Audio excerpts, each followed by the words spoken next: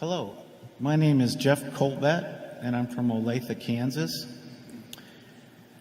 I got started in investing in 1999, right before the big tech bubble. And unfortunately, I learned buy and hold and don't fret about market price fluctuations before I learned the importance of valuing a business and applying a margin of safety. So, as Charlie said, I got my feet wet with huge failure right away. Join the club. Thank you. I don't feel so bad now. So that leads to my question. It seems like to me, I've read all the Berkshire reports and all the reading I can do about you two, and I thank you for these wonderful meetings, but it seems like it boils down to some simple things: valuing a business and applying a margin of safety.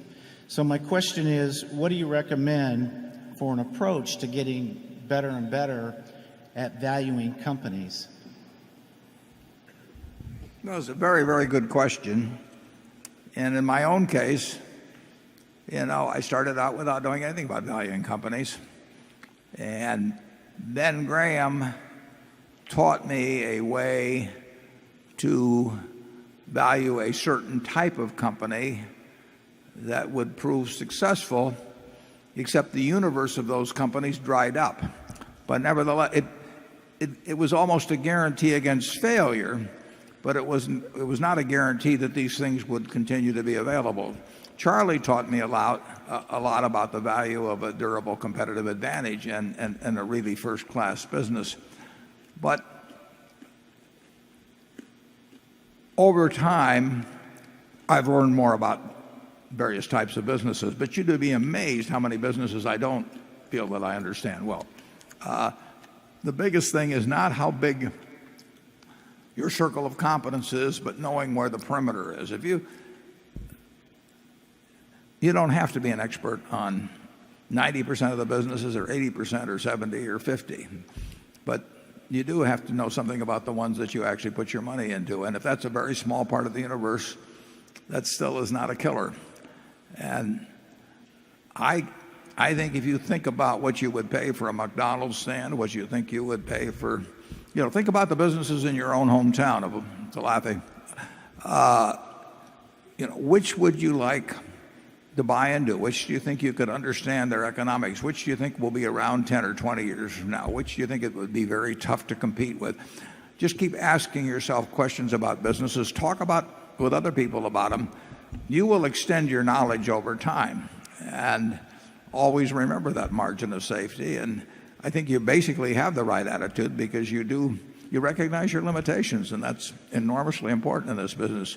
You will find things to do. 6 or 7 years ago, maybe not that long, 6 or 7 years ago, when I was looking at Korean stocks, for example, I never had any idea that Korean stocks would be something that I would be buying. But I looked over there, and I could see that there were a number of businesses that met the margin of safety test. And there I diversified, because I didn't know that much about any specific one. But I knew that a package of 20 was going to work out very well, even if a crook might run one of them and a couple might run into competition I didn't anticipate, because they were so cheap. And that was sort of the old Graham approach.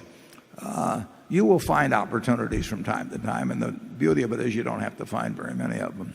Charlie? Well, obviously, if you want to get good at something which is competitive, you have to think about it a lot and learn a lot and practice doing it a lot.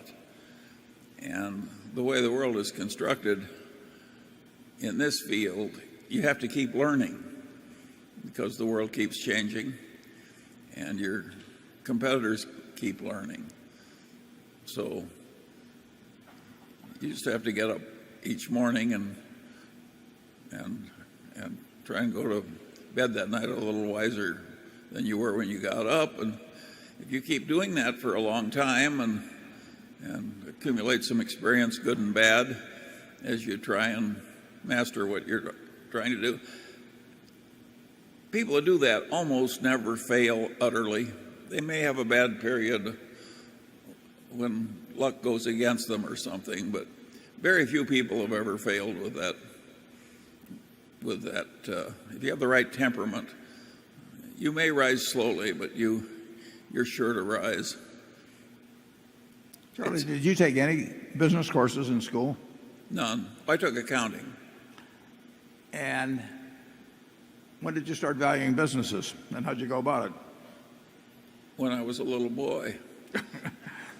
I can remember I would come down to the Omaha Club, and there was an old gentleman who hit the Omaha Club about 10:30 every morning. He obviously did almost no work and yet was quite prosperous. He became your ideal. Huh? Yeah, but he made me very curious as a little boy. I said to my father, how in the hell does he do that?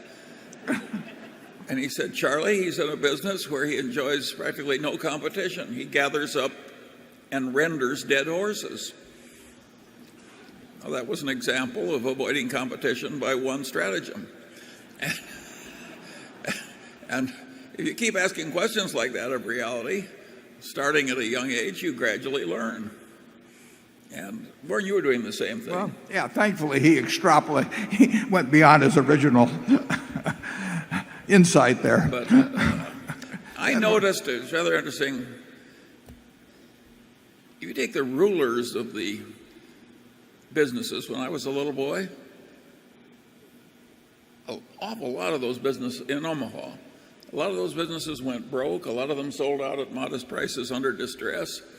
And some of the people who rose, like Kiewit from small beginnings, nobody thought of as the great glories of that early time. And I think that's kind of the way life is. It's hard to get anywhere near the top, and it's hard to hold any position once you've attained it. But I think you could predict that Kiewit was likely to win. They cared more about doing it right. They cared more about avoiding trouble. They put more discipline on themselves. Well, if you knew the individual well, you would have bet, right? What? If you knew the individual, Pete himself. I would not have bet on any of the people I knew who were already wealthy, but I would have bet on Pete Kiewit. His sister taught me math, and no, half Dutch, half German. You know, this is a tough culture, and you've just heard it, folks. Half Dutch, half German. Well, but go out looking for him. Well, the man that's recommending this is named Munger. Anyway, no, I don't think it's that. But I was just automatically doing that. What was working? What was failing? Why was it working? Why was it failing? If you have that temperament, you are gradually going to learn. And if you don't have that temperament, I can't help you. If you'd followed Pete Kiewit around for 10 years, you never would have seen him do anything dumb, right? Oh, yeah. And so it's avoiding the dumb thing. You really don't have to be brilliant, but you have to avoid just the sort of what almost seem the obvious mistakes. But I would say that you're on the right track back there in terms of having the basic fundamentals, knowing your limitations, but still seeking to learn more about various kinds of businesses. Charlie, I think when he practiced law, any client that came in, Charlie was thinking about that business as if he owned the place. And he probably generally felt he knew more about the place than the guy that actually owned it, who was his client, who was the client. But I remember talking to him, 50 years ago, and he would start talking about Caterpillar dealerships in Bakersfield or something of the sort. He was incapable of looking at a business without thinking about the fundamental economics of it. Mm. How'd that guy do with the Caterpillar? Well, he sold it for a perfectly ridiculous price to a dumb oil company. It wasn't worth half what he got for it. Yeah. But they had a concept and a strategy. They had a concept and a strategy, and no doubt they had consultants.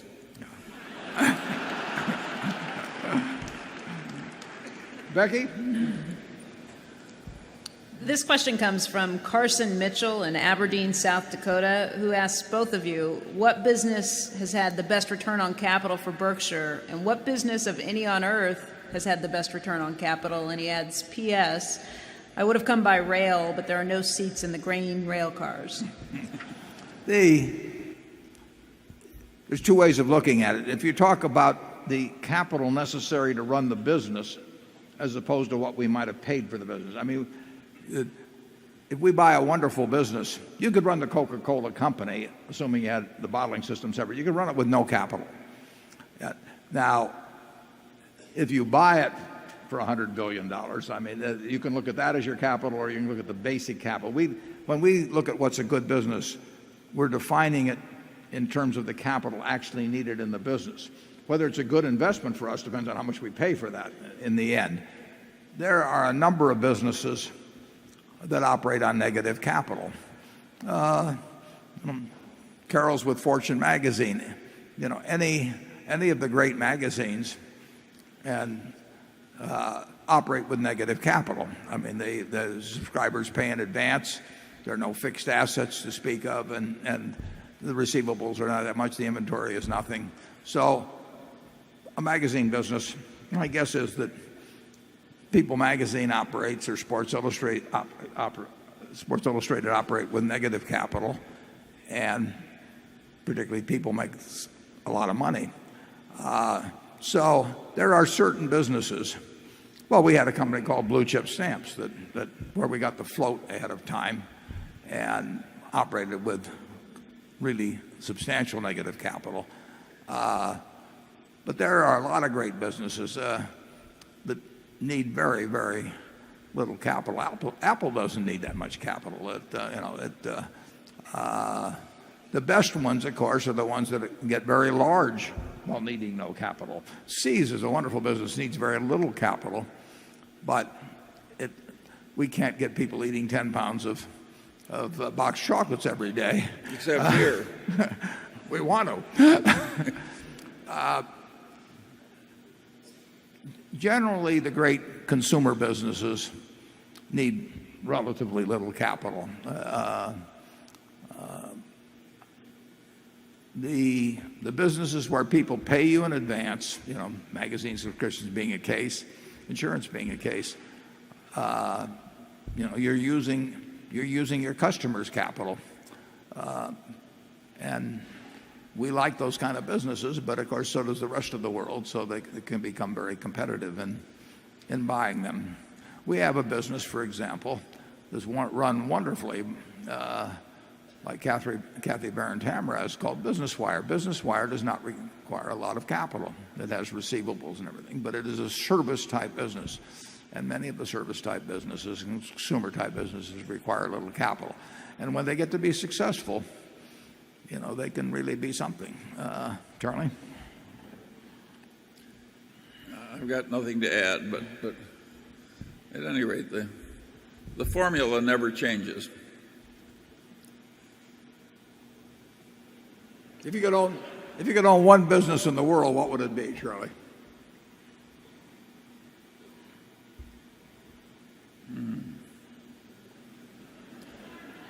I hope I already own it myself. You know, you and I got in trouble by addressing such a subject many decades That's ago. right. And I don't think I'll come back to it. Okay. Number 13. You know, if you name some business that has incredible pricing power, you're talking about a business that's a monopoly or a near monopoly. Sure. And I don't think it's very smart for us to sit up here naming as our most admired business as something that other people regard as a monopoly. Okay. We'll move right along.